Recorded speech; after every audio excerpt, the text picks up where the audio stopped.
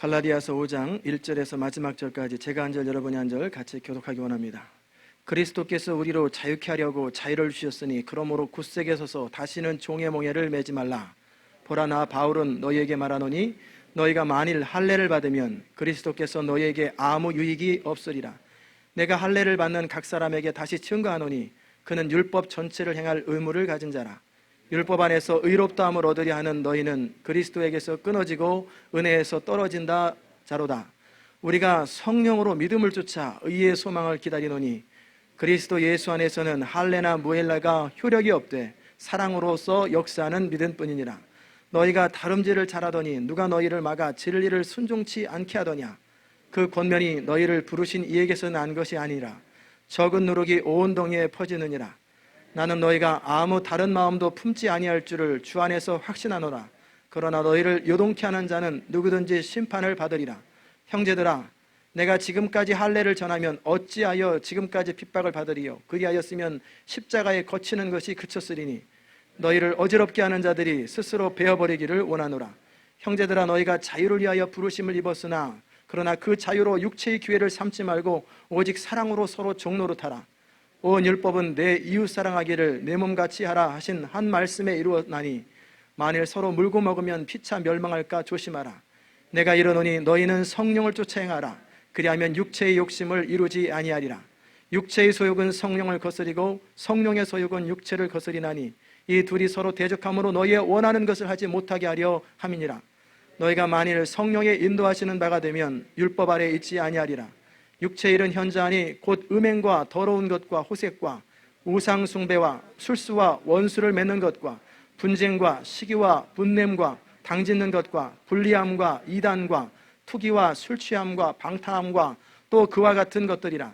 전에 너희에게 경계한 것 같이 경계하노니 이런 일을 하는 자들은 하나님의 나라를 유업으로 받지 못할 것이요 오직 성령의 열매는 사랑과 희락과 화평과 오래 참음과 자비와 양성과 충성과 온유와 절제니 이 같은 것을 금지할 법이 없느니라. 그리스도 예수의 사람들은 육체와 함께 그 정과 욕심을 십자가에 못 박았느니라. 만일 우리가 성령으로 살면 또한 성령으로 행할지니 헛된 영광을 위하여 서로 격동하고 서로 투기하지 말지니라. 아멘. 오랜만에 단에 서는 느낌이에요. 지난주 수요일날도 안 했고 주일날도 안 했고 오늘 갈라디아서 9번째 시간인데 바울이 갈라디아 서신을 통해서 갈라디아 교인들에게 계속해서 말하는 것은 은혜다, 믿음이다, 그리고 하나님의 전적인 공로다. 예수 그리스도께서 우리를 위해서 죽어주신 그 은혜를 저버리지 말고 더 이상 죄의 종로로 타지 말고 자유한 자로서 살으라고 하는 것이 갈라디아서의 핵심입니다. 갈라디아서 한마디로 표현하면 자유예요. 자유. 자유하면은 내 마음대로, 내 뜻대로, 내 기분대로 사는 것을 자유라고 생각하는 사람이 있는데 그것은 착각입니다. 그건 자유가 아니에요. 알코올 중독자가 술을 내 마음껏 마신다. 그건 자유가 아니죠. 술의 노예지요. 마약 중독자가 나는 마음 놓고 마약 마셔. 그것도 중독자지 자유가 아닌 거예요. 노예인 거예요. 마약의 노예. 이처럼 죄라고 하는 것은 우리 사람을 사로잡아서 그 마음대로 이끌어요. 우리 육체의 소욕과 죄의 정욕을 따라서 죄가 우리를 이끄는 대로 살아가는데 우리는 마치 내가 스스로 그렇게 좋아하는 대로 하는 것처럼 착각하지만 사실은 죄의 종로로 타는 거예요. 그래서 예수 그리스도께서 십자가에 달려 죽으셨다고 하는 것은 더 이상 죄의 종로릇을 그만하고 죄를 극복하고 죄를 끊을 수 있는 능력, 자유한 자인지 자유하지 않은 자인지, 중독되었는지 중독되지 않았는지 그 차이는 뭐냐면 내가 스스로 컨트롤을 할 수 있으면 자유한 것이고 컨트롤이 안 되면 중독된 거예요. 마약을 내가 컨트롤이 안 되면 중독된 거예요. 술을 내가 컨트롤을 못해요. 안 마시면 손을 떨어요. 늘 정기적으로 마시고 싶어요. 담배를 내가 컨트롤을 못해요. 다 중독되는 거예요. 종로로 타는 거예요. 하나님께서는 죄의 종로로 타는 여러분과 저를 대신해서 그의 아들 예수 그리스도를 십자가에 죽게 하심으로 죄 문제를 해결하시는 것. 이 죄 문제가 우리 인생에서 엄청난 문제입니다. 우리 인생의 모든 비극은 죄에서부터 출발합니다. 아담의 범죄로 출발하고 우리 삶의 모든 아픔과 갈등과 그 슬픔은 우리 안에서 죄가 역사하기 때문에 일어나는 거예요. 세상의 전쟁도 다 죄로 말미암아 일어나는 거예요. 이 죄 문제가 해결될 때 우리가 얼마나 자유로운 존재가 되는지 오늘 여러분과 제가 함께 나누기 원해요. 하나님 앞에서 이제 죄에서 끊어지고 죄에서 자유해지고 의롭게, 무엇으로? 믿음으로 말미암아 의롭게 되었다고 그랬는데, 달콤하게 찾아와서 유혹하고 부드러운 말로 속삭이는 사람들이 있어요. 뭐라고 유혹하냐면, 그래도 그렇지, 율법을 지키고 성경대로 살아야 구원을 얻지 어떻게 믿음으로 구원을 얻냐, 그게 쉽겠냐? 그럼 누가 구원 못 받을 사람이 어디 있겠냐? 그래도 우리 유태인의 전통이 있고 지금까지 살아왔던 성경의 역사가 있는데, 성경을 지키고 말씀대로 살고 최소한 할례를 받아야지 구원을 얻지 어떻게 믿음으로 구원 얻겠냐? 그랬더니 말 되네, 맞아. 그리고 속는다는 거예요. 그것에 대해서 바울이 분노하는 거예요. 그러면서 복음을 수호해야 되겠다. 그러면서 5장 2절에 뭐라고 언급하냐면, 너희가 할례를 받으면 그리스도께서 너희에게 아무 유익이 없으리라. 이게 굉장히 중요한 의미예요. 할례를 받는다는 것, 할례는 율법을 상징합니다. 할례를 받는다라고 하는 표현은 뭐냐면, 율법으로 내가 의롭게 되겠다라고 하는 것을 표현하는 거예요. 그게 100%가 아니든 50%든 30%, 단 1%라 할지라도 내 노력과 내 애씀을 통해서 하나님 앞에 서겠다라고 하는 그 표시가 율법 곧 할례예요. 그러다 보면 은혜로 은혜되지 못하게 되는 거예요.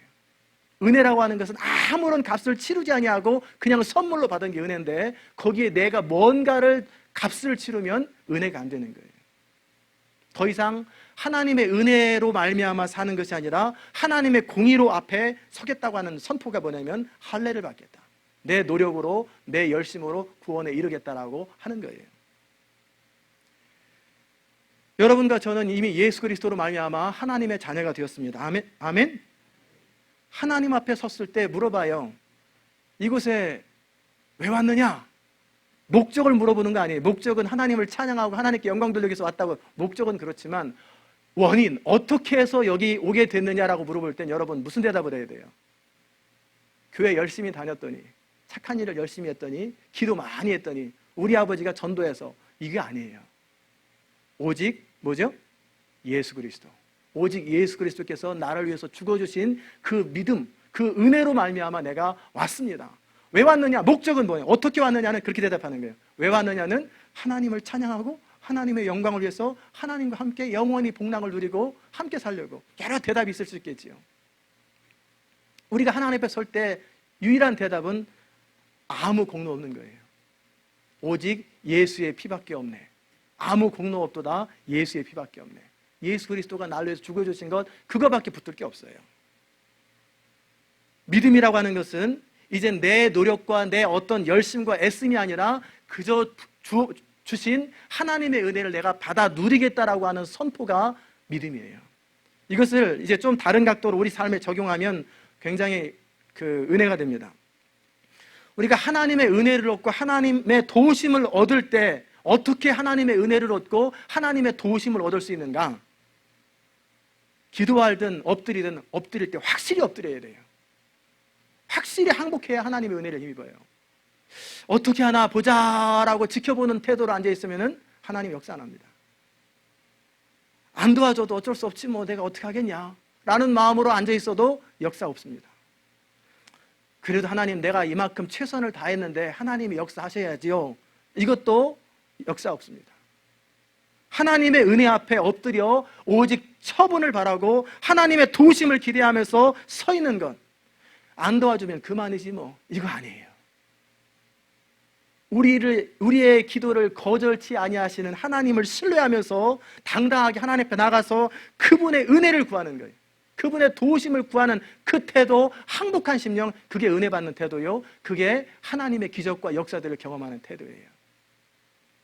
할례를 받는다라는 말은 뭐냐면, 나름대로 나도 뭔가를 갖춰서 하나님 앞에 나가겠다는 거예요. 나도 내 나름대로 뭔가 조건을 갖춰서 하나님께 나가겠다고 하는 시도가 할례예요. 이것은 은혜로 은혜되지 못하게 하는 거예요. 바울은 뭐라고 말하냐면, 그렇다면 너희가 할례를 받았다면 할례뿐만 아니라 성경 전체를 다 지켜야 된다.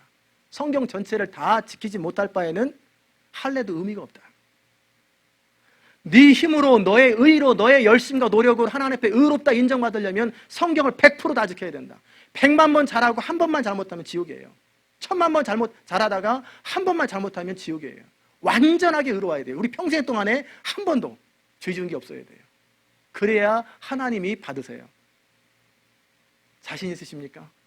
여러분과 저 가운데 그 자신 있는 사람이 누가 있어요? 자신 없으면 확실하게 은혜로 은혜되게 하는 거예요. 괜히 어리석게 끝까지 자존심을 튕기면서 뭐라도 내가 뭐 이렇게 하려고 하는 그 태도는 하나님 앞에 버림받는 태도예요. 확실하게 엎드리세요. 은혜를 입을 때는 확실하게 항복한 자세로 주님 나를 불쌍히 여기소서. 그게 은혜 받는 태도입니다. 하늘은 스스로 돕는 자를 돕는다. 이거 다 그 성경 아니에요. 그것은 다 인본주의요, 세상 철학이에요. 하늘은 스스로 돕는 자를 돕는 게 아니라 하나님은 은혜 줄 자에게 은혜 주고 구원을 베풀 자에게 구원을 주시는 거예요. 우리가 하나님 앞에 설 수 있는 담대함이 어디서 나옵니까? 은혜에서 나오는 거예요. 여러분, 셀프 이스팀이라는 얘기 들어보셨을 거예요. 자존감. 크리스찬의 자존감이 어디서 근거합니까? 우리가 누구 안에 있기 때문에? 하나님의 사랑 안에 있고 또 예수 그리스도의 희생으로 말미암아 내가 무조건 용납되었다라고 하는 것에서 뭐가 출발합니까? 자존감이 출발하는 거예요. 근데 이게 안 되는 사람들이 너무 많아요. 목사님들도 많아요. 이게 안 되니까 업앤다운 하고 늘 그 경쟁의식, 비교의식, 좌절하고 열등의식 빠지고 상처받고 그러는 거예요. 자존감이 없어서 그래요. 내가 뭔가 열심히 최선을 다하면 더 용납을 받고 그렇지 못하면 미움받는다. 이러니까 늘 눈치 보는 거예요. 하나님 앞에 뭔가 열심히 해보려고. 그런 사람은 은혜로 은혜되지 못하게 하는 거예요. 하나님 앞에 나갈 때는 조금 더하나 조금 덜하나 별 차이 없어요. 죄가 더한 곳에 은혜가 더하다고 죄를 많이 지은 사람이 회개하고 돌아오면 하나님 은혜가 더 많이 쏟아져요. 그러므로 죄를 많이 짓자 그건 아니고 내가 죄인인 걸 느끼면 느낄수록 내 부족함을 느끼면 느낄수록 내 한계를 느끼면 느낄수록 은혜가 더 많이 쏟아지는 거예요. 그게 은혜예요. 그러니까 내가 연약할수록 내가 부족할수록 더 하나님의 은혜가 임하는 거예요. 왜 나는 왜 이렇게 제대로 하는 일이 없을까? 나는 왜 제대로 좀 열심히 못할까? 자꾸 자기 한계 속에서 빠져가지고 그렇게 해서 나가지 말고 그래서 하나님의 은혜가 나한테 필요하구나. 그래서 나는 하나님의 은혜가 전적인 은혜가 필요하구나라고 거꾸로 반대로 나가는 거예요. 그게 당당한 태도예요. 은혜를 아는 사람은 항상 당당합니다. 그렇다고 주장하는 자세가 아니에요. 나 하나님의 자녀니까 알아서 해시오 이렇게 주장하는 자세가 아니라 은혜 받은 사람으로 용납받은 사람으로 떳떳하게 나가는 거예요. 늘 자식이 아버지 앞에 와서 눈치 보면서 아버지 저 돈 없는지 아는데요 저기 아니에요. 그렇게 하다가 다시 또 와가지고 그것도 어른이 되면 몰라. 청년이나 되면 혹시 몰라. 이제 4살, 5살, 7살, 8살 먹은 애가 눈치 살살 보면서 와가지고 그냥 말을 해요. 그러면은 얼마나 화가 나겠어요. 속상하고 너 나를 무시하냐 지금? 이건 뭐야? 그렇다고 맡겨놓은 거 달라는 그 심정으로 그렇게 할 필요는 없지만 당당하게 나가는 거예요. 하나님 앞에 무한하신 하나님 앞에 당당하게 떳떳하게 나가는 거예요. 그게 자존감이에요. 이 자존감이 있는 사람, 이 셀프 이스팀이 있는 사람은 매 순간 어떤 상황에서도 떳떳해요. 당당합니다. 그 누구의 눈치도 안 봐요. 하나님 눈치도 안 보고 하나님 앞에 두렵고 떨림으로 서는 거 말고 이렇게 눈치 보고 이렇게 눈치 보고 이 사람 눈치 보고 마치 종업원이 주인 눈치 보듯이 이렇게 눈치 보는 태도는 자존감이 없는 태도예요. 하나님 앞에 여러분과 저는 용납받았어요. 있는 그대로 용납받았기 때문에 언제든지 은혜의 보좌 앞에 나갈 수 있는 것, 그것이 하나님께서 우리에게 주신 특권이신 걸 믿으시기 바랍니다. 그렇기 때문에 성령으로 믿음을 쫓아 의의 소망을 기다리는 우리에게는 예수 안에서 할례나 무할례나 효력이 없어요. 오직 사랑으로 역사하는 믿음만이 효력이 있다고 그랬어요. 예수를 믿게 되는 것은 성령의 감동으로 믿게 되었고 믿음을 지키는 것도 성령의 이끄심과 지켜주심이 있어야 돼요. 그 믿음은 뭐냐면 예수 그리스도께서 이루어 놓으신 것을 받아들이는 거예요. 그것을 내 것으로 취하고 내 것으로 인정하고 내 것으로 요구하고 내 것으로 받아들이는 그 태도, 그게 믿음이에요. 크리스찬의 삶은 내가 그리스도를 위해서 하나님을 위해서 뭔가를 이루는 것이 아니라 그분이 이루어놓은 것을 받아들이는 것이고 그리고 하나님께서 우리를 통해서 일하실 수 있도록 우리를 내어드리는 삶의 태도가 크리스찬의 삶이에요. 그것을 바울은 소망이라고 하는 거예요. 교회에서 뭔가 자신이 이룬 것처럼 자랑하고, 자신이 뭔가 못할 때는 주눅 들고, 무엇이 된 것처럼 교만하다가 자신의 부족감 때문에 열등의식에 사로잡히고, 이게 다 은혜를 몰라서 그래요. 은혜를 아는 사람은 그러는 거 아니에요. 그래서 바울은 십자가만을 자랑하고, 부족함만을 자랑하고, 은혜만을 자랑하고, 이런 사람이 진정 겸손한 사람이요, 은혜를 아는 사람이요, 그 가슴 속에 늘 넉넉함이 있어요.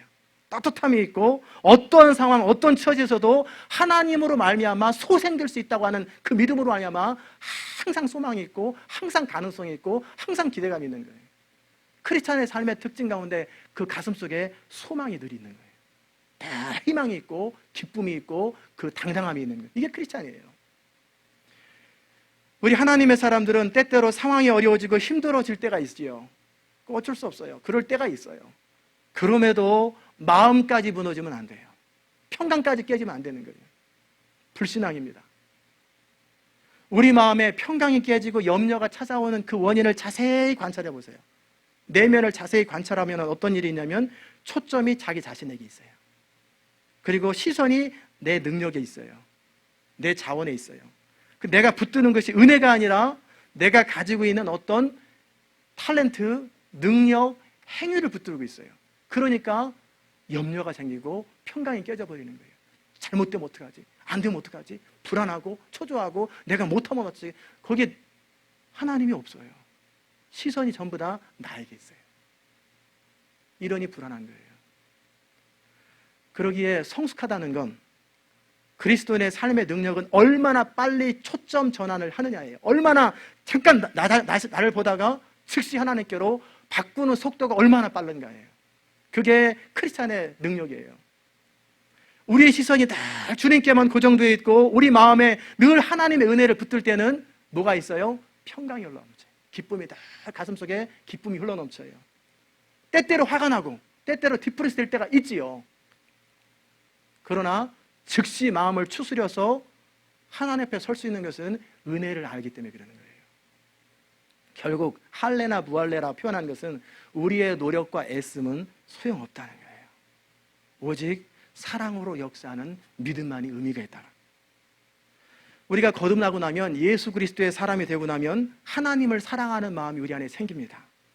그 사랑이 동기가 되어서 우리 안에 능력이 되신 하나님의 말씀을 순종하게 되는 거예요. 그것을 사도 바울은 믿음으로 보는 거예요. 하나님의 은혜에 대한 감사로 말미암아 기쁨으로 자발적으로 순종하는 삶의 태도, 이것을 믿음 생활이라고 하는 거예요.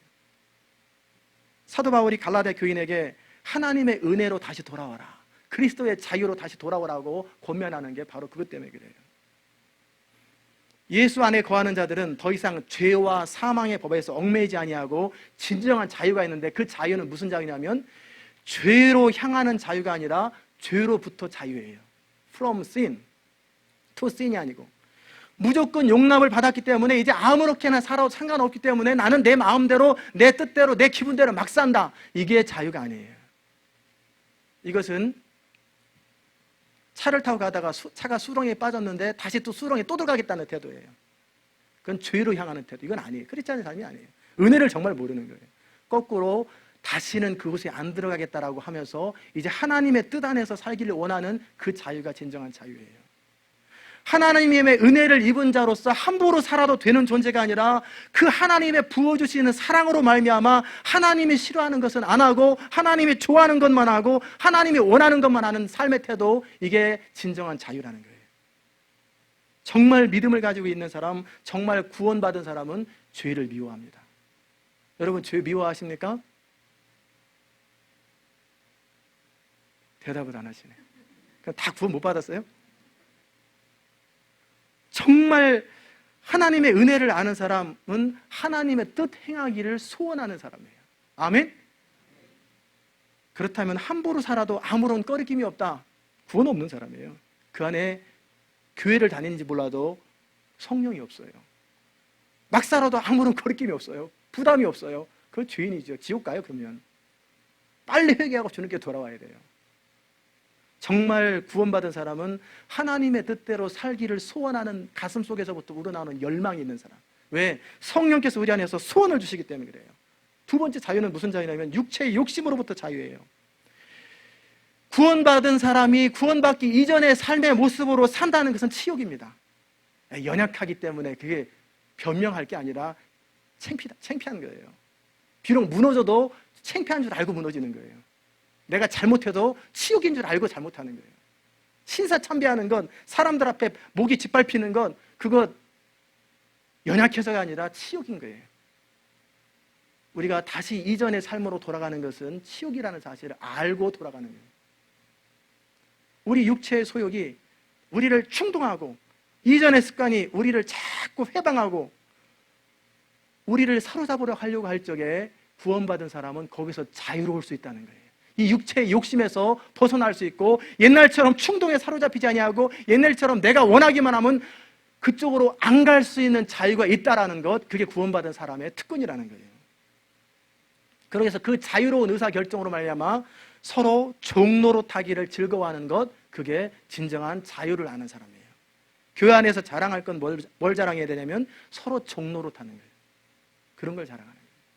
누가 얼마나 더 잘났는가, 누가 더 능력이 있는가, 누가 더 차가 좋은가, 누가 더 부자로 사는가, 누가 뭘 잘하는가, 누가 일을 잘하는가, 그런 거 자랑하는 것은 그리스도의 초보 단계에 있는 사람들이에요. 어린애들은 자기 자랑 많이 하잖아요. 영적인 어린아이는 늘 자기 잘난 맛에 살아요. 자기 자랑하는 맛에 살아가는 사람, 그러면 들어주세요. 왜냐하면 어려서 그러거든요. 어리니까 자기 잘난 맛에 살거든요. 근데 어른 되면서 자꾸 그러면은 철이 덜 드는 거지. 그죠? 인정해주지 아니하면 화가 나고 상처를 받습니다. 사람들의 표정에 민감합니다. 왜 그래요? 어린아이라 그러는 거예요. 어린아이는 늘 눈치 보는 거예요. 아니면 그쪽이 어느 부분이 왜곡되어 있든지. 물론 화가 나기도 하고 상처받기도 하고 때로는 기분 나쁘기도 하고 때로는 우쭐거리는 마음이 잠깐 들기도 하지요. 그럴 때 우리가 가져야 될 태도는 내가 누구인가를 점검하는 거예요. 빨리 정신 차리고 내가 누구인가를 점검하는 거예요. 나는 은혜 받은 사람이요, 나는 1만 달란트 탕감받은 사람이요, 하나님의 은혜로 살아가는 사람이라는 사실을 깨닫는 순간 감정적인 동요에서 자유로워지는 거예요. 그렇다고 주장하는 자세가 아니라 서로 종로로 타는 자세를 갖는 건, 이게 진정한 자유인이에요. 이 자유는 이기적인 자유가 아니에요. 내가 주장하는 자유가 아니라 섬김의 자유요, 종로로 타는 자유예요. 하나님을 사랑하기 때문에, 또 하나님의 사람들을 사랑하기 때문에 수고를 아끼지 않는 것.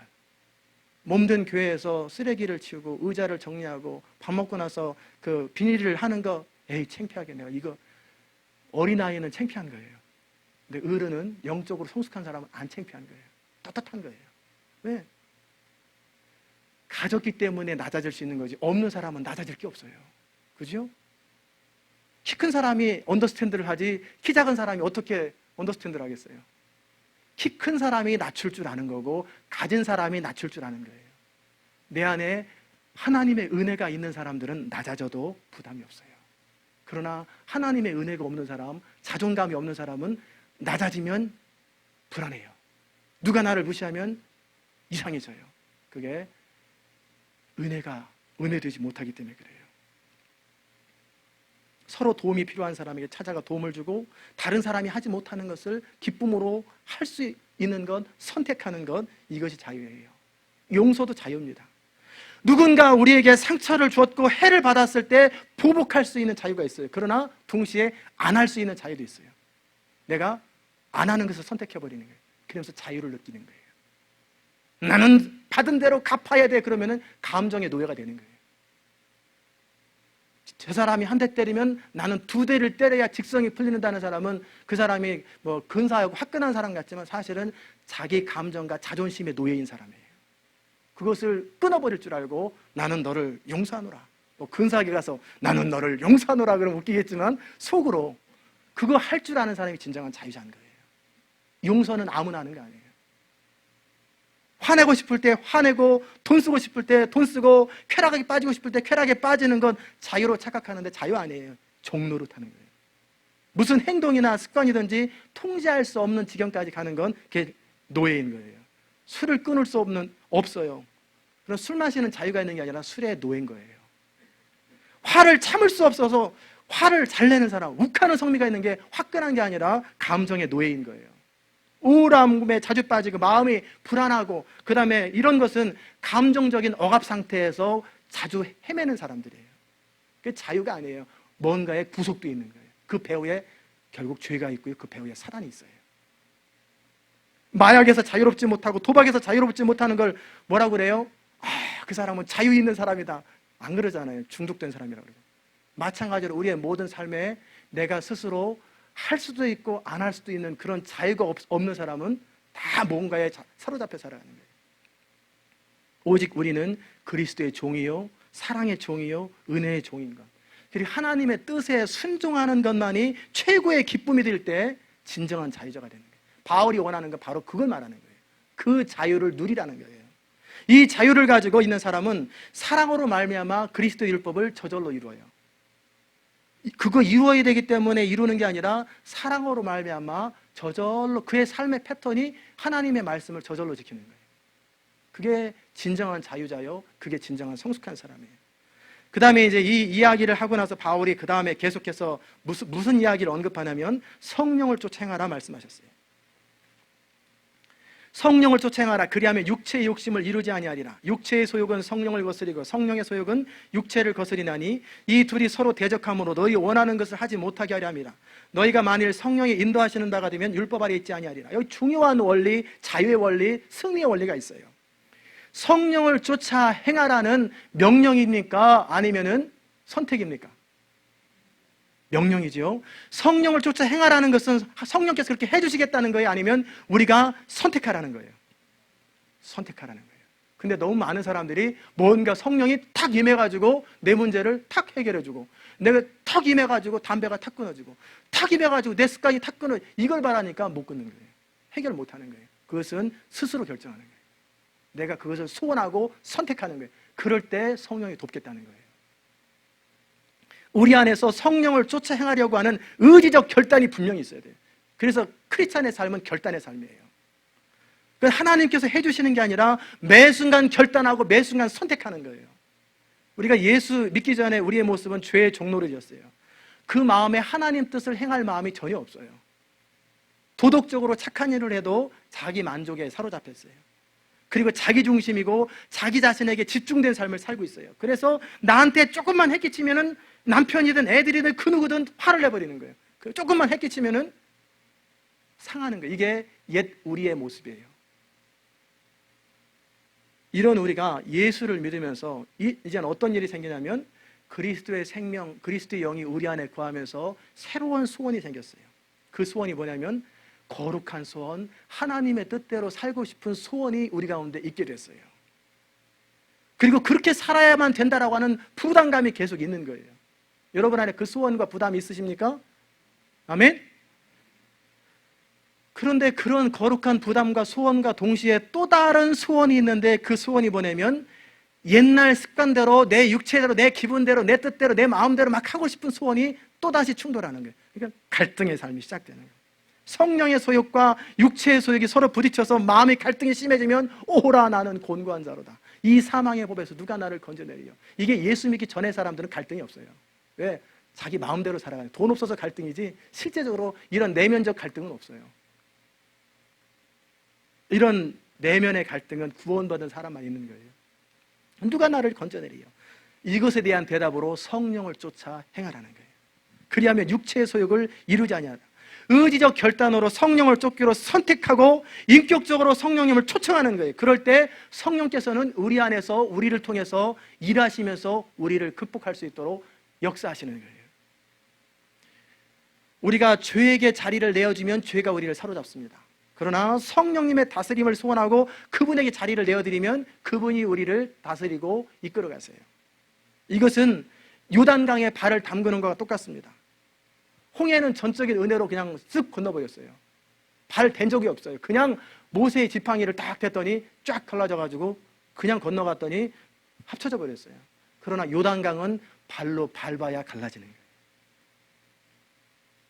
그와 동일하게 예수 믿는 것은 은혜로 믿었지만 이제 성령을 따라 승리하는 삶은 매 순간 선택하는 거예요. 매 순간 성령을 따르기로 선택하고 그렇게 살기를 소원하고 끊임없이 추구하고 소원할 때 우리는 육체의 소욕이 점점 사라져가고 성령의 다스림이 우리를 지배하게 되는 거예요. 이 육체의 소욕과 성령의 소욕은 정말 치열한 전투예요. 굉장한 전투가 심합니다. 여기서 고지를 뺏기면 중요한 지점을 뺏기면 우리는 죄가 우리를 다스리고 육체의 소욕이 다스려서 헤매고 다니는 거예요. 그러나 거기서 다시 거꾸로 그것을 점령하면 성령이 우리를 다스리는, 이것은 굉장히 치열한 영적 전투예요. 하나님께서 이것을 우리에게 대신해 주지 않으세요. 너희 스스로 그 일을 하라는 거예요.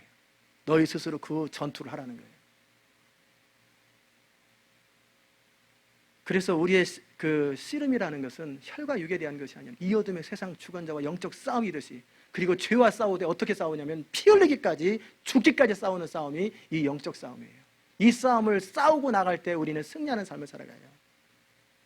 바울은 이제 성령의 열매와 육체의 열매를 서로 비교하면서 이 문제를 어떻게 해결하는지를 설명하고 있어요. 육체의 일은 현저하니 하면서 첫 번째 언급된 게 뭐냐면 성적인 범죄, 음행, 더러움, 호색으로 언급했어요. 음행이 뭡니까? 미성년자들이, 결혼 안 한 사람들이 성적인 행위를 하는 것을 음행이라고 그래요. 여러분이 결혼 전에 혹시 그랬으면 회개하십시오. 그리고 결혼한 사람들이 저지르는 간통을 음행이라고 그러는 거예요. 더러움은 뭐냐면 생각 속에서, 마음 속에서 더러운 생각들, 그리고 삶이 더러운 거예요. 지저분하게 살아가는 거예요. 그것을 더러움이라고 그래요. 호색은 이 성적인 것을 좋아하는 거예요. 즐거워하는 것. 인터넷 사이트 들어가 포르노 잡지를 보신 분들은 회개하세요. 하나님이 싫어하세요. 그런 사람들 천국에 못 가요. 그거 문제 회개하셔야만 가능해요. 두 번째는 미신적인 행위예요. 우상숭배, 하나님 대신에 다른 신을 섬기거나 하나님보다 뭔가를 더 앞세우고 집착하는 것, 그게 다 우상숭배예요. 술수는 뭐냐면 악령의 권세와 밀교 행위예요. 여러분 사랑과 영혼이라는 영화에 보면은 악령과 막 이렇게 해가지고 악령의 혼이 불러오고 막 그러잖아요. 점치는 것, 무당 굿하는 것, 점성술, 뭐 별을 보면서, 별자리를 보면서 무슨 뭐를 하고 사람들의 운명을 치고, 다 이게 사단과 마귀와 영적인 그 밀교 행위를 하는 거예요. 이걸 다 술수라고 그래요. 그리고 또 사회적인 범죄로 원수 맺는 건, 서로가 서로에게 해를 끼칠 수 있어요. 인간이기 때문에 살다 보면 아픔을 주고 해를 끼칠 수 있는데, 그런데 용서가 안 되고 끊임없이 그 상한 마음들을 계속 지속하는 걸 뭐라고 그래요? 원수 맺는 거라고 그래요. 이거 죄악이에요. 그 틈에 사단이 역사해가지고 그 사단의 그 마음을 사로잡고 꼼짝 못하게 만들어요. 분쟁, 서로 싸우는 거예요. 이 분쟁의 배후에는 교만이 있어요. 너보다 내가 낫다라고 하는. 그 다음에 시기라는 게 있어요. 시기는 뭐냐면, 투기와 시기는 다르거든요. 시기는 에뮬레이션인데, 이것은 다른 사람보다 더 잘하려고, 더 드러나려고 하는 태도가 시기예요. 다른 사람이 잘 되거나 앞서는 것을 견디지 못하고 내가 더 앞서야 되는 거예요. 이게 시기예요. 그 다음에 뭐가 있냐면 분내는 것. 화가 나는 것은 정상인데 그것을 참지 못하고 폭발해버리는 것. 화를 내는 것이 하나님의 의를 이루지 못한다고 성경은 기록하고 있어요. 의의 분노를 제외하고, 정상적인 분노를 제외하고 자기 자신을 이기적인 동기로 말미암아 화를 내는 것을 다 분노라고 그럽니다. 다른 사람을 위해서 화를 내고 하나님의 영광을 위해서 화를 내는 것은 의의 분노라고 그래요. 그러나 내 기분 때문에 화를 내는 것, 그게 다 분내는 거예요. 당짓는 것, 교회에서 많이 일어나죠. 정치인들이 많이 하죠. 내 사람, 네게 속한 사람, 내게 속한 사람 해가지고 자기 편들을 자꾸 만들어가는 것. 범죄행위입니다. 불리함. 사람들을 하나 되게 하기보다는 자꾸 흠을 보고 이런 얘기하고 저런 얘기하고 이런 얘기 자꾸 해가지고 그 사람에게서 멀어지게 만들어가는 것, 이게 분리하는 거예요. 수근수근하는 것. 이게 사형죄입니다. 전부 다. 이거 있어서는 안 돼요. 그 다음에 이단. 예수 그리스도의 복음을 변개시키는 거예요. 비슷한 것 같은데 끝이 다른 것. 제가 9월달 갈라디아서 강의를 끝나면 이단에 대해서 한 주나 두 주 세미나를 할 거예요. 그때 자세하게 왜 그렇게 이단에 빠지는지, 사람들이 왜 이단에 빠지는지, 왜 이단의 주장이 왜 이렇게 강력한지, 그리고 왜 뭘 주장하는지 그 부분을 다룰 거예요. 이초성, 박옥수, 구원파, 김기동, 유광수 다락방, 안산홍 진리회, 안식교, 여호와증인, 몰명교 다 다룰 거예요. 투기, 질투하는 거예요. 다른 사람이 가지고 있는 것을 싫어하는 거예요. 다른 사람의 능력이나 재산이나 남편이나 아내를 보면은 자꾸 세민하고 싫은 거예요. 그게 투기예요. 그 다음에 넷째는 개인적인 취향인데 술 취함. 술 취하지 않으면 되겠네. 이스라엘 문화는 포도주 문화예요. 물처럼 마셔요. 왜? 물이 안 좋으니까. 그 석회암이 많으니까. 그냥 늘 물처럼 마시는데 취하는 것에 대해서 얘기하고 있어요. 근데 술은 마시면, 한 잔 마시면 그만 마시게 돼요? 두 잔 마시게 돼요? 세 잔 마시게 돼요? 결국 취하게 되지요? 그래 잠언 23장 집에 가서 보십시오. 술 드시는 분 집에 가서 보세요. 술을 즐기는 자를 멀리하고 술은 보지도 말지어다. 쳐다보지도 말라고 돼 있어요. 그런 말이 성경에 다 있어요. 잠언 23장에 있습니다. 방탕함, 죄를 저지르고도 부끄러움이 없이 당당한 거예요. 양심이 화인 맞은 사람들이에요. 죄를 죄로 여기지 않냐고 그냥 막 살아버려요. 내 생각나는 대로 기분대로 막 사는 걸 방탕이라고 그래요. 이런 사람들은 하나님 나라를 유업으로 얻지 못한다고 성경은 분명히 기록되어 있어요. 이전에 그런 일을 했던 사람을 말하는 게 아니라 지금도 앞으로도 계속 그런 일을 하기를 소원하는 사람, 하고 살아가는 사람 말하는 거예요. 과거와 단절하고 새롭게 살아가야 돼요. 그 다음에 성령의 열매에 대해서 얘기하죠. 사랑. 이 사랑은 친구 간의 사랑이나 연인 간의 사랑이 아니라 아가페적인 사랑을 말하는 거예요. 마음으로부터 사람들을 이기심 없는 동기로 정말 사랑하는 거예요. 희락. 상황과 환경에 상관없이 늘 기쁨이 넘치는 것. 예수님은 늘 성령으로 기뻐하셨어요. 늘 가슴에 기쁨이 넘쳤어요. 왜 그럴까요? 성령 충만함의 특징은 기쁨이 늘 있는 거예요. 내 안에 기쁨이 사라졌다, 왠지 우울해졌다, 지금 성령 충만하지 않고 있구나 라고 생각하면 딱 맞습니다. 성숙하다는 건 결국 뭐냐면 모든 상황에서 기쁨을 선택하고 기쁨을 유지하는 능력이에요. 내 마음속에 다 기쁨을 유지하는 게 그게 성숙한 거예요. 그런 사람들이 다른 사람에게 영향을 미치는 거예요. 화평. 마음에 늘 불만이 많은 사람은 평안을 누릴 수 없어요. 자기 자랑 많이 하는 사람, 자기를 사랑하는 사람은 불평이 많습니다. 감사할 줄 모르는 사람은 불평이 많아요. 그러나 감사하는 마음, 이런 사람들은 평안이 있어요. 이런 평안을 내가 누릴 때 하나님과의 화평과 사람들과의 화평의 관계를 피스메이커로 만드는 거예요. 오래 참음이에요. 이건 시간적인 의미에서 오래 참는 것을 말하는 게 아니에요. 내가 참을 만큼 참았는데 10년 이상 참았는데 그 이상은 못 참아. 이거 시간적인 측면에 오래 참을 말하는 게 아니라 내가 굳이 참아야 될 필요를 못 느끼는 거예요. 용서를 선택할 때만이 이게 가능한 거예요. 그 다음에 자비예요. 성령의 열매 가운데 친절함이에요. 마음속에서 태도예요. 누구를 만나든지 마음속에서부터 그 사람을 사랑하고 긍휼히 여기는 마음들이 있는 것, 그걸 친절함이라고 그래요. 양선은 뭐냐면 이 마음속에 있는 것이 바깥으로 착한 행위로 드러날 때 그것을 양선이라고 그래요. 충성은 무슨 일을 하든지 성실함으로 잘 감당하는 것. 자기 말한 것을 그대로 지키면서 잘 이루는 것, 그걸 충성이죠. 온유는 자기 고집이 없는 거예요. 자꾸 자기 것을 내세우는 사람은 온유함이 덜한 사람이에요. 그냥 사람이 좋아 보이는 게 온유한 게 아니에요. 그런 사람이 사람 좋아 보이는데 은근히 고집 세잖아요. 그죠? 끝까지 나는 내 원하는 거 해야 돼. 짬뽕. 나는 끝까지 짬뽕이야. 짬뽕. 그럼 다른 집으로 가. 짬뽕. 나는 짬뽕이야. 혼자 가서 드시면 돼요. 없다 그러면 그냥 짜장면도 먹고 그냥 해야 되는데 나는 내 스타일을 끝까지 고집하는 거예요. 그걸 온유하지 못하다 그러는 거예요. 고집스러운 사람들 바꿔야 돼요. 성령으로 바꿔야 돼요. 예수님은 어떤 분이십니까? 옳은 것을 옳다 말하고 아니른 것을 아니라고 말하고, 그리고 하나님의 뜻대로 온전히 순종하는 거예요. 하나님이 원하시면 하고 원치 않으면 안 하고. 이게 온유인 거예요. 예수님은 온유하고 겸손하다고 그랬잖아요. 그게 온유예요. 하나님의 뜻대로 그대로 살아가는 사람. 아무리 내가 주장하고 싶은 게 있고 고집이 있어도 아니다 그러면 yes sir 하고 탁 내려놓고 방향을 바꿀 줄 아는 거예요. 이게 온유인 거예요. 절제, 자신을 다스리는 것.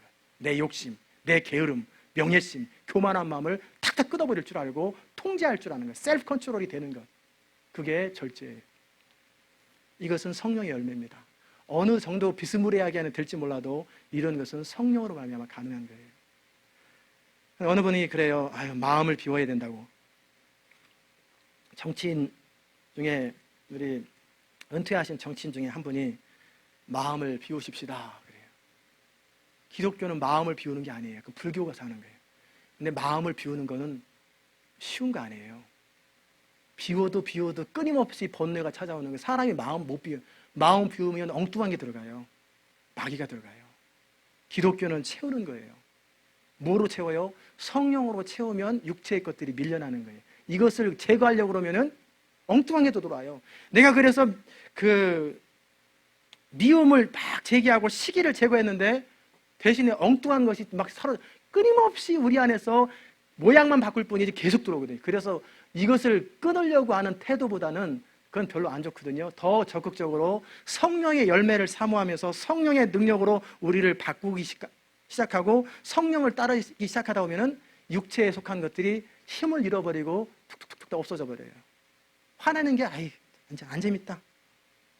별로 관심 없다. 관심이 없어져 버리고 안 재밌어져. 왜? 소원이 바뀌었으니까.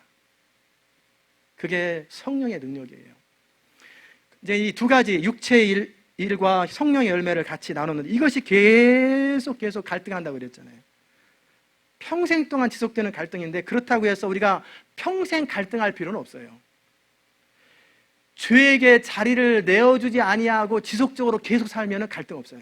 왜? 성령이 온전히 사로잡기 때문에 그 마음에는 늘 평강이 흘러 넘치고 갈등이 전혀 없어요. 잠깐 있지만 금방 또 다시 평강이 회복됩니다. 처음에는 힘들지만 죄에게 자리를 내어주지 않는 거예요. 성령의 인도하심을 따라 살아가면서 계속 충만함을 유지하는 거예요. 이런 사람은 육체의 소욕에 별로 사로잡히지 않아요. 순간순간 넘어질 때마다 그때그때 다시 금방 성령으로 충만해지는 거예요. 그런 사람들은 늘 자전거가 속도가 좀 빨랐다가 느렸다 하는 한이 있어도 계속 가는 거예요. 이것은 우리 힘으로 불가능합니다. 성령을 따라 살 때만이 그 소욕을 이기는 거예요. 그러기에 우리가 어떻게 하라고 그랬어요? 성령을 따르기를 소원하고 정말 소원하는 거예요. 그럴 때 육체의 소원을 극복하게 되는 거죠. 다윗처럼 마음을 확정하는 거예요. 사울왕에게 애매하게 고난을 받고 애매하게 쫓겨 도망다니고 미움이 가득 차 있어요. 그런데 어느 순간에 다윗이 못하기로 했냐면 내가 미워하지 않기로 결정해버린 거예요. 오지어 나의 마음이 주께로 정해졌으니 마음을 확정해버리는 거예요. 그도 그럴 것이 자기도 혼자 그냥 사울왕이 미운데 자기 주변에 따라온 사람들을 보니까 아둘람 굴속에 따라온 사람들을 보니까 마음 상한 자, 빚진 자, 억울한 일을 당한 자, 사회에 적응 못하는 사람들, 꼭 실패한 사람들이 전부 다 오면 그런 사람의 특징은 여차하면 뒤집어 버려요. 좋을 때는 할렐루야 그러지만 안 좋으면 너 죽고 나 살자 하는 사람들이, 분노가 있는 사람들, 상처가 가득한 사람들, 쫓겨다니는 사람들, 이런 사람들이 다윗 주변에 막 따라다니니까 자기 감정에 사로잡힐 시간이 없어요. 이 사람들 케어해야 되기 때문에 다윗이 결정합니다. 오주여 나의 마음이 주께로 정해졌으니 나는 더 이상 감정 노름에서 사로잡히지 않겠습니다. 나는 더 이상 사울왕 미워하지 않기로 결정합니다. 선포 딱 해버리고 용서를 선포하고 기쁨을 선택하는 거예요. 크리스찬의 삶은 항상 기쁨을 선택할 수 있어요. 항상 충만을 선택할 수 있고 항상 성령을 선택하면 성령 열매들이 우리 가운데 주렁주렁 맺히는 거예요. 우리 크리스찬들 가운데 잘 빠지는 게 뭐냐면 여자분들 가운데 또는 남자들 성격 가운데 꼼꼼한 사람의 성격들이 이런 거 잘 빠져요. 우울한 감정, 속상한 감정, 화난 감정, 거기에 빠져가지고 거기서 안 나와요. 거기서 그냥 가만히 눌러앉아 있고 입을 뒤집어 쓰고 그냥 그거를 계속 유지하고 있어요. 그걸 뭐라고 그래요? 마귀 종로로 타는구나. 거기 빠져 있는 거 아니에요. 빨리 나와야 돼요. 거기서 빠지면 마귀가 그 틈을 가지고 그 사람을 사로잡아 버리는데 그 감정 노름에 휩쓸릴 시간이 없어요. 그럼 마귀에게 속는 거예요. 하나님의 뜻이 아니에요. 하나님의 뜻인지 아닌지 구별하는 간단한 방법은 뭐냐면 그로 말미암아 내가 하나님께 더 가까이 가느냐 아니면 멀어지느냐. 그럼 너무 간단해요. 내 감정이 막 상해가지고 오히려 하나님 앞에 회개하면서 더 하나님의 은혜를 더 추구하면 이것도 좋은 거예요. 그러나 그로 인해서 성경 보기도 싫다. 귀찮다. 예배 드리는 것도 귀찮다. 그냥 알아서 그냥 텔레비나 틀어. 이건 뭐예요? 하나님의 뜻이 아니라는 거예요. 자기 감상에 빠져가지고 매너리즘에 빠졌고 말랭콜릭에 빠져가지고 거기 배우의 누가 역사예요? 잘한다. 할렐루야가 아니라 잘한다 하면서 마귀가 좋아하는 거예요. 하나님 뜻 아니에요. 빨리 정리하고 거기서 나와야 돼요. 빨리 정리해야 돼요. 거기서 오래 있는 게 좋은 거 아니에요. 나는 이렇게 하다가 나중에 돌이키면 확실히 잡힙니다. 그 바보 같은 거. 빨리 끝내야 돼, 빨리. 1시간이라도 빨리 끝내야 돼서 얼른 우리 마음의 기쁨을 회복하는 거예요. 희락을 회복하는 거예요. 평강을 회복하는 거예요. 그러기에 마음을 확정하고 성령을 따르기로 선포하고 더 이상 내가 육체의 소욕에 빠지기를 원치 않다. 그래서 크리스찬은 정리를 잘해야 돼요. 정리 정도. 집안 정리 정도는 좀 못해도 괜찮아요. 그런데 마음을 정리를 잘하고 생각을 정리를 착착착착 잘하고 지나가야 돼요. 그냥 어수선하고 복잡해가지고 정신이 하나도 없어요. 나도 복잡해. 내 마음도 복잡하고 나도 몰라. 이거는 정상이 아니에요. 정리를 착착착착 하고 지나가는 거예요.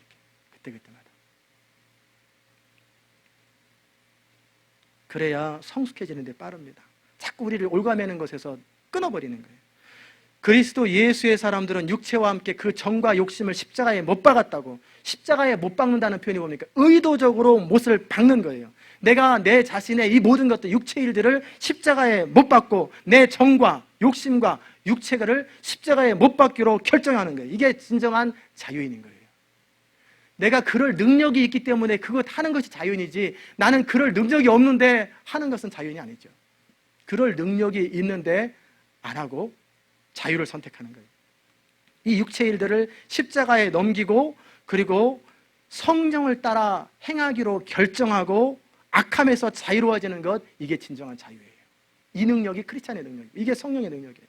십자가에 넘기는 행위는 뭐냐면 고의적인 행위예요. 내가 의지를 가지고 마음을 가지고 결정하는 행위요, 가차없는 행위예요. 십자가에 못 박을 적에 아플까 안 아플까, 살살 할까 할까, 아유 아프겠는데, 이렇게 십자가에 못 박는 사람이 없어요. 과감하게 팍 해가지고 그리고 탁 돌려서 또 저쪽에다 쾅쾅 박고 못을 휘고 가차없이 못을 박는 거예요. 정과 욕심을 하나님의 뜻이 아니면 과감하게 끊어버리는 거예요. 그리고 이건 고통스러운 행위예요. 아픔이 있어요. 내 기분대로 살고 싶은데 그리스도를 위해서 내가 끊는 것은 아픔이 있고, 그리고 단호해야 돼요. 그냥 흐지부지하고 이것도 아니고 저것도 아니고 그런 사람들은 하나님 일을 못합니다. 단호할 때는 단호해야 돼요. 그래서 죄와 싸우되 어디까지 싸우라 그랬어요? 피 흘리기까지. 그 말은 죽기까지 싸우라는 거예요. 그렇게 죽기를 작정하고 거절하면 우리에 속한 모든 육체에 속한 것들은 저절로 끊어집니다. 중요한 것은 얼마만큼 우리 마음에 소원이 있느냐예요. 얼마만큼 그렇게 하기를 소원하느냐, 이 소원만큼 그렇게 되는 거예요. 다시 말하면 우리가 얼마만큼 하나님을 사랑하느냐와 정비례 합니다. 하나님을 사랑하는 만큼 죄를 미워합니다. 하나님을 사랑한다고 말하면서 동시에 죄를 짓는 것, 그건 모순이에요. 하나님께 속한 사람은 죄를 싫어합니다. 죄에서 떠납니다. 하나님이 몰랐을 때는 혹시 몰라요. 아니다 싶으면 이제 과감하게 끊는 거예요. 오늘 말씀 다 드렸는데 집에 가서 그래도 나는 기분이 영 이상해 해가지고 그러면은 하나님 사랑하지 않는 거예요. 조금 사랑하는 거예요. 조금. 주일에 한 번 나올 만큼 그 정도 수준 사랑하는 거예요. 성령으로 살면 또한 성령으로 행하라고 말씀하셨어요. 이 말은 성령을 따라 살 뿐만 아니라 성령이 제시하는 것을 순종하는 거예요. 성령님은 인격적인 분이십니다. 우리 소원을 참으로 중요하게 여기세요. 그분은 무례하게 우리에게 다가오지 않으세요. 부드럽고 조심스럽게 다가옵니다. 그럼에도 그 성령의 제안과 인도하심에 전적으로 순종하기를 소원하는 것, 그것은 우리가 할 일이에요. 제가 아까 앉아있으면서 제 처음인 것 같아요. 성령님에게, 보통 예수님에게 또 하나님에게는 종종 나는 주의 종입니다 그랬는데, 성령님에게 한 번도 제가 나는 성령님의 종입니다 그 소리를 해본 적이 없는 것 같아요. 문득 아까 그 얘기 해보니까 이게 낯서네. 성령님에게 나는 성령님의 종입니다라는 표현 한 번도 못 해봤구나. 그게 어색하구나. 그러면서 무슨 생각이 들었냐면, 나는 왜 그랬나 보니까 자꾸 성령님하고 딜하는구나. 자꾸 실갱이하는 이유가 뭐냐면 그분이 내 주인이 아니고 나는 그분의 종이 아니고 같이 맘먹어요. 같이 적당히. 그래서 그랬구나. 정신 차리게 살아야 되겠다. 성령님, 당신은 나의 주인이십니다. 나는 당신의 종입니다. 종과 주인의 위치를 분명하게 하고 그분이 부드럽게 다가온다 할지라도 순종해드리는 거예요. 좋은 말로 할 때 순종하는 거예요. 마귀는 어떻게 합니까? 폭력적으로 다가와요. 우리 육체의 수욕을 따라서 그냥 강도처럼 다가와요. 사로잡아 버려요. 기회만 있으면 즉각 사로잡는 게 마귀예요. 그러나 성령님은 부드럽게 다가와서 인격적으로 제안하고 우리 마음을 위로하고 권면합니다. 그거는 해도 좋고 안 해도 좋겠다는 게 아니라 그분이 인격적이시기 때문에 그렇게 부드럽게 다가올 뿐인 거예요. 그 성령님에게 순종하고 그 성령님을 따르기를 소원하고 그분이 나의 주인 되어달라고 그렇게 간절히 사모하는 거예요. 우리 마음속에 정말로 간절하게 하나님의 성령을 따르기를 소원할 때, 성령의 인도하심을 따르기를 정말 소원할 때 우리는 성령 충만한 삶을 늘 지속하게 돼요. 그러면 풍성한 열매는 저절로 맺어요. 지속적으로 성령을 따라 살아가는 것은 쉽고 가벼운 길이라 우리 주님 말씀하셨어요. 어느 순간 성령을 따르기다가 멈추면 다시 시도하는 게 어렵습니다. 왜? 자전거 달리다가 멈춰가지고 잠깐 쉬면은 다시 세워가지고 일어나려면 힘들어요. 근데 달리는 김에 계속 달리면은 힘든지 모르고 계속 가는 거예요. 이게 패턴이거든요. 라이프 스타일이에요.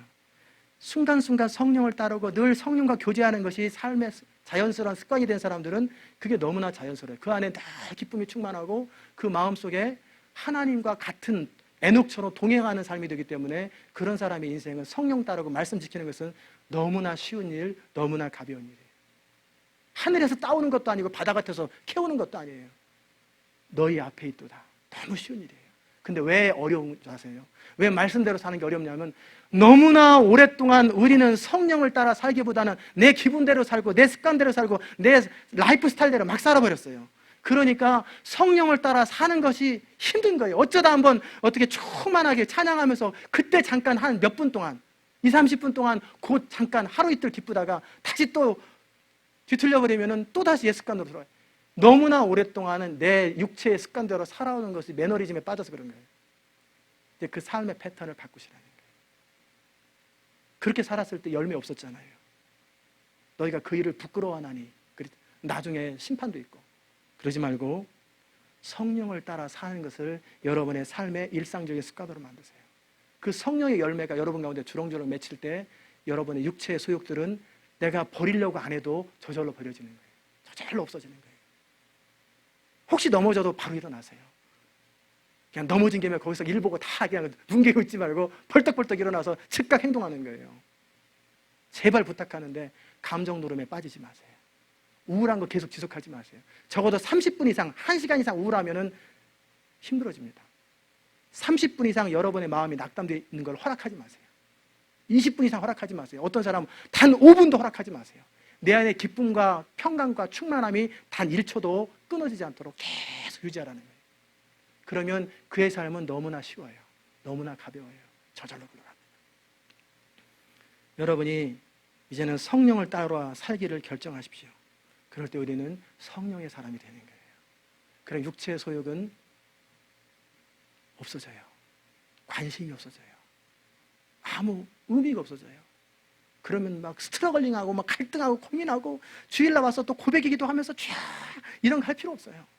찬양하고 감사하고 기뻐하고 즐거워하고 그러면서 열매는 주렁주렁 맺혀지고 하나님이 그런 사람 마음껏 사용하시고 영광스럽게 살다가 주님 앞에 서는 거예요. 아멘입니까? 그렇게 사세요. 그걸 하나님이 여러분에게 부탁하신 게 아니라 명령한 거예요. 성령을 쫓아 행하라. 그리하면 육체의 열매를, 육체의 소욕을 따르지 아니하리라. 여러분의 삶이 성령으로 말미암아 진정한 자유자가 되시기를 주 이름으로 축원합니다. 기도하십시다. 하나님 아버지 은혜를 진심으로 감사합니다. 오늘 이 시간 주의 말씀 앞에 저희를 세워주시니 감사합니다.